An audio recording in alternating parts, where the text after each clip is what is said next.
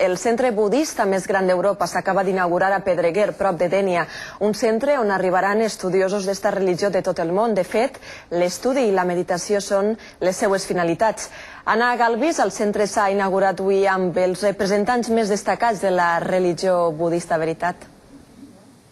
Així és, en part, molt bon dia a tots. Entre ells, Shakya Trizin, que és la segona autoritat religiosa després del Dalai Lama. Ell ha arribat des de la Índia per a la cerimònia inaugural d'este nou centre que avui obri les portes. Un centre budista tibetà, un dels més grans de tot el món. Té una capacitat per a 400 persones i al seu interior alberga 32 habitacions. Esta sala on estem entrant ara mateix és una de les més grans del recinte. 1.000 metres quadrats on s'impartiran les ensenyances de Buda, consells per aconseguir la pau i la felicitat a través de la meditació. Així podran acudir tots aquells que desitgen iniciar-se en el budisme o simplement els que desitgen fer un retir espiritual. A l'acte d'inauguració han acudit budistes de tot el món. A partir de les 3 del migdia podran escoltar de nou les ensenyances del seu líder, Shakya Trizin, que estarà amb ells fins el proper dia 20 d'octubre.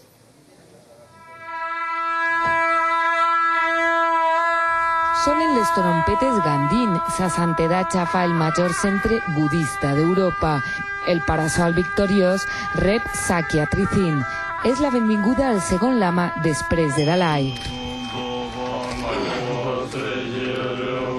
La comitiva entra a la Gomba, el lloc de meditació de més de 1.000 metres quadrats. Pedreguer és més que mai la capital del budisme. Gent de tot el planeta está avui en este faraónic centre de meditació.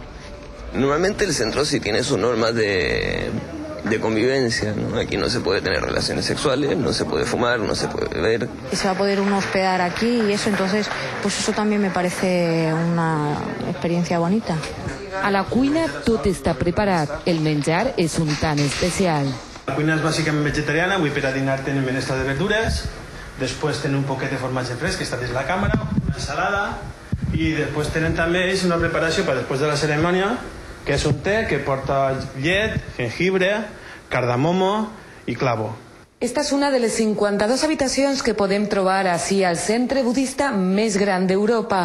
L'austeritat és la nota predominant. Només trobem un armari, un llit i una cadira, un lloc ideal per a la meditació i el retir espiritual. L'oració d'iniciació per atraure els bons esperits toca a la fi. Tots volen aproximar-se a sa santitat Shakya Trizin.